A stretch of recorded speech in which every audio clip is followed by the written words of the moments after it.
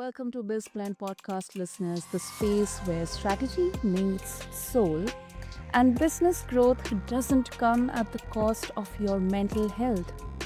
I'm your host Sana, and today we are peeling back the curtain on something every entrepreneur faces, but few openly talk about: the silent weight of mental health and the power of mindfulness in high performance leadership. Listeners, our guest today has sat with stories most of us would run from. A forensic nurse turned mindset strategist. Her life reads like a masterclass in rebuilding from the ashes.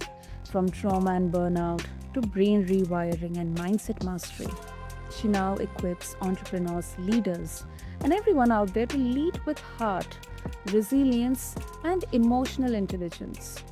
And this conversation, listeners, is more than just self care. It's about how to lead when you are still healing, how to scale without shutting down, and how to reclaim your power without pretending everything's okay.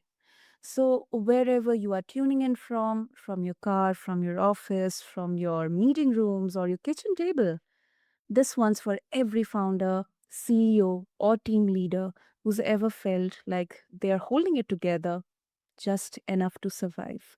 So, listeners, meet my guest, Dr. Shanea Clancy. Dr. Shanea, welcome to the show, and I'm really, really honored to have you here with us. Hello, hello. Thank you so much, Sana. It is absolutely an honor to be here. And like you said, to talk about a topic and have a conversation that really can benefit a lot of folks and lead to hopefully some change in thoughts moving forward. Absolutely, absolutely. Dr. Shanea, to begin with, uh, I'm so interested to understand this. Like, you kind of transitioned from being a forensic nurse to mindset strategist. So I'm really, really curious to know, how was that transition like? I mean, what prompted you or motivated you to get into the basics, the foundation, the 101 of mindset? Absolutely. So I am a forensic nurse by trade, and for those that are unfamiliar with what that means, it is really a lot of the topics that most folks don't want to talk about. So, prison reform, crime scene investigation, addiction, mental health. It really just goes on and on and on. And through my experience, the common denominator that I have found is really mindset when it comes to those who have been affected by those categories that I just mentioned, and even those who are on the forensic investigative end, because it really, really can affect folks in a lot of different ways. And so I guess that my journey really just started for a passion for people as a nurse. If I didn't have passion for people, I don't know how I would survive as a nurse to begin with. But it really is just about life coming full circle for me and then really transitioning into the entrepreneur space to elevate and educate other folks that might be experiencing burnout as well. Mm, mm. Exactly. I mean, you rightly said it's a full circle, and um, I mean, the criminal world and the forensics. I mean, that's like, I can't even quantify the pressure, the surprising stuff. The frontline contributors, they face every single moment in their day. So I'm not going down deep into that because that is something that really, really piques my interest. But moving on, Dr. Shana, you It often talk. does tie together. It does tie together if you want me to mention that, because as the front line in those high stakes decision making, it Mm, correlates directly to a business owner who's making high stake decisions as well. mm, yeah, that is true. That is true. And uh, with this one question comes to my mind, Dr. Shana. So, From mental health perspective, it needs a lot of mental strength and resilience, because you may come across something which is bizarre or which is not even human. So how were you initially prepared to face things like that, or you had to learn while on the go? I mean, were there any special strategies that you used, so that you're not mentally drained or you're not feeling frustration? Absolutely. So, some of the strategies that I personally have used and that I've coached quite a few clients on Mhm. is is a lot of that wellness, and that is absolutely crucial. Just kind of breaking it down to basics, making sure, that we're staying hydrated, making sure that we have folks who really know us and can check in on us because oftentimes we don't initially see that things might be off and maybe we're not okay, even as business owners, until somebody that we really can confide in gently points that out and redirects us. I would also say um, making time for connections because that's really what it's all about. And regardless of how bad things can get in the forensic space or the entrepreneur space, if we have those connections in place, we don't feel as so alone. That is true. That is true. Oh, yeah, definitely. And Dr. Shena, you often talk about rewiring your brain after trauma. So, for founders who are constantly under pressure, how does that rewiring begin? I mean, what does it look like practically? Fantastic question. A lot of folks ask me, what does that mean? How do you do it? What are some tips and tricks? That's one of the most often questions I get when I first start working with somebody. And really, it has a lot to do with first acknowledgement, acknowledging, okay, my thoughts are what they are and for valid reasons, because a lot of that is built from our life experiences, our upbringing, things that we've been exposed to. Hmm, that is true. Elevate ourselves and really get around those who are doing things that we want to do.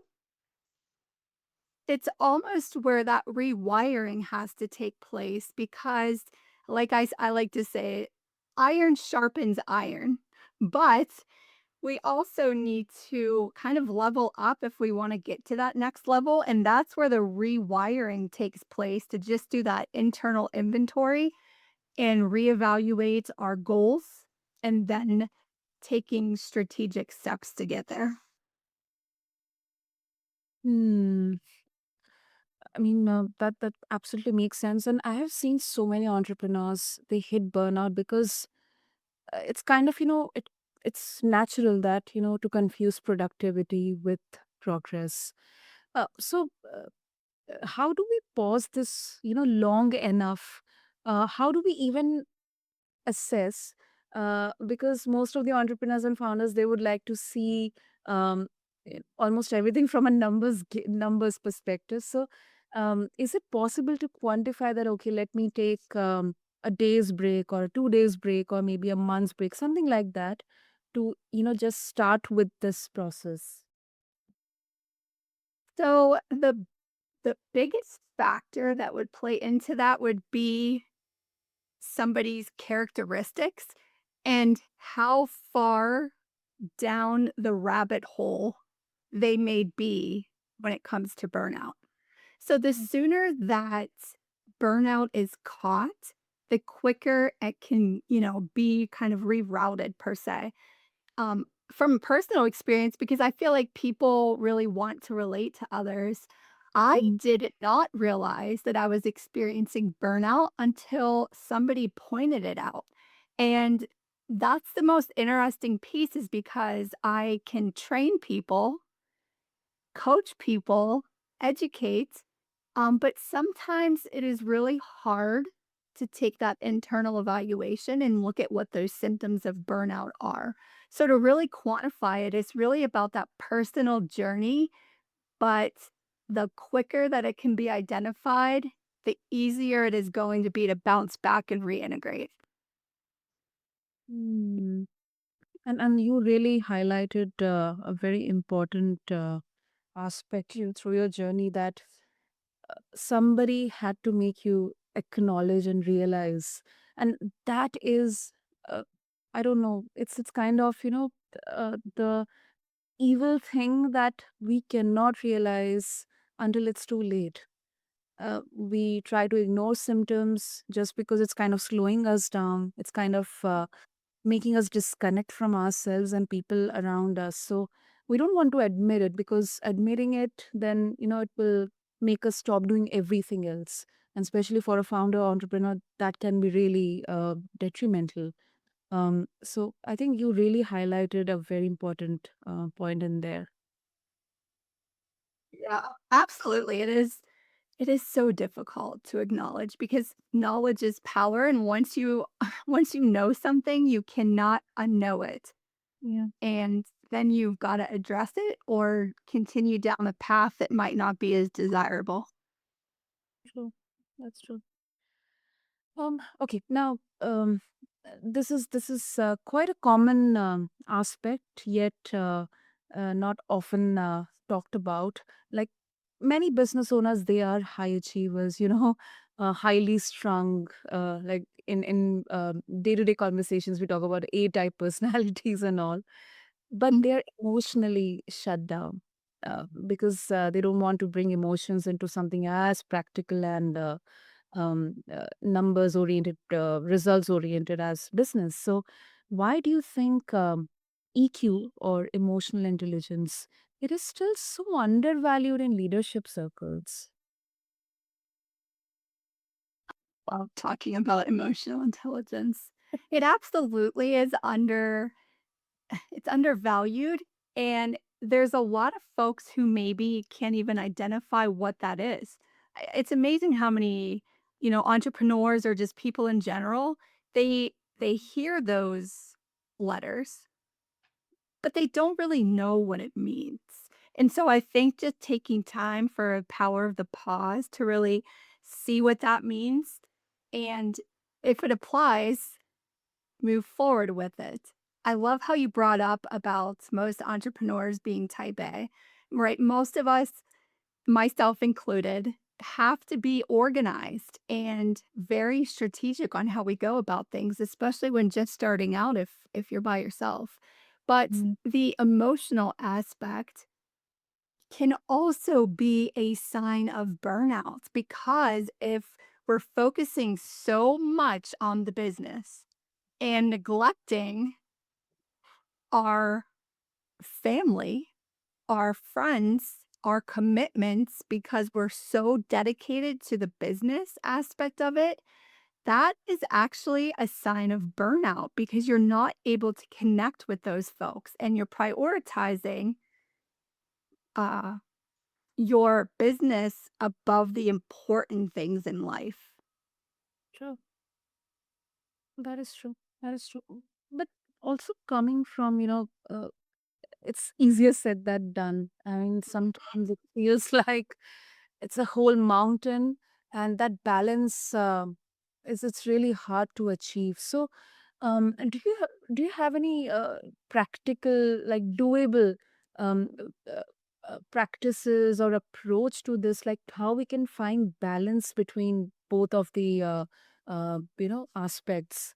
Because sometimes it can happen that both of the aspect, our business or professional and the personal, they're intersecting in such a way that we cannot ignore anything. So, a lot of people call that work life balance. And I, quite frankly, despise that terminology because what it is doing is separating Mhm. work and life balance. And so I tend to not use that phrasing because it really puts a negative connotation and a very huge expectation on both of those. And if one of them is overcompensating for the other, then we tend to feel guilt if we're not meeting the expectations. So I tend to take the holistic approach that everything intertwines. And so a lot of it has to come down to reevaluating priorities. And so maybe that is making a plan, let's say 6 months, and then reevaluate what that scale looks like based on our priorities that we've come up with, 6 months ago. I think vision boards are also extremely helpful as well as time blocking. So putting that chunk of time and carving it out for, maybe your son or daughter's event where there's nothing that can be blocked. So now you don't have an excuse. You need to be there. That is true. That is true. That absolutely makes sense.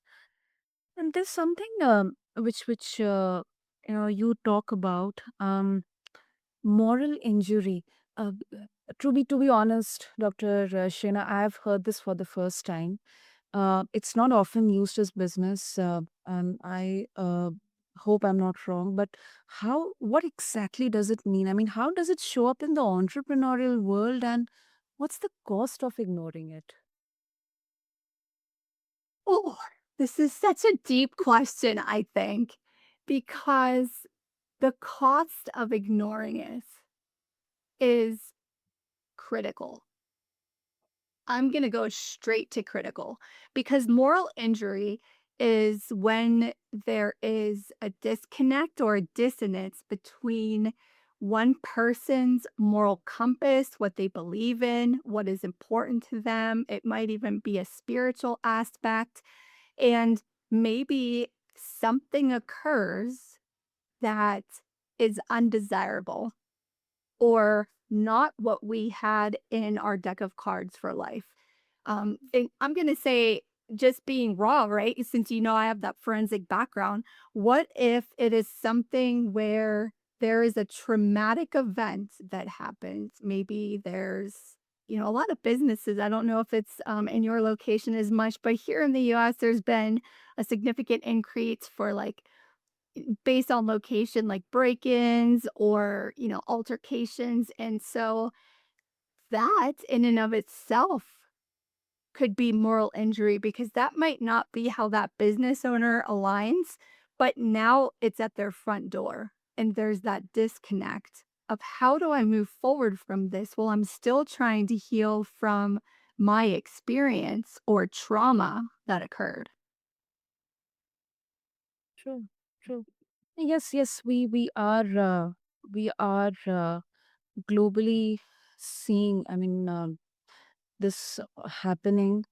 Whether it's with your colleagues or their individual scenarios as well, because we're just because of the work pressure and very young people, they are unfortunately losing their lives. And I think we often glorify the hustle, but uh, what happens when scaling a business comes at the cost of your own values or mental health? I mean, the repercussions, they are dire. So I think the conversation around mental health and mindfulness has to come from the leaders, and that how it kind of will percolate down into the people who are contributing, who are part of that business or that startup. Absolutely. Because people, like I mentioned earlier, people want to feel connected. They want to feel like their voice is heard and they're valued. But if people at the top are not being authentic, how can you expect somebody, especially middle managers, because they often have pressure from above and below? How can we expect them to perform at peak performance if we're not being our authentic ourselves and giving them that space and grace for where they're at as well? Absolutely right. Absolutely. That's rhetoric.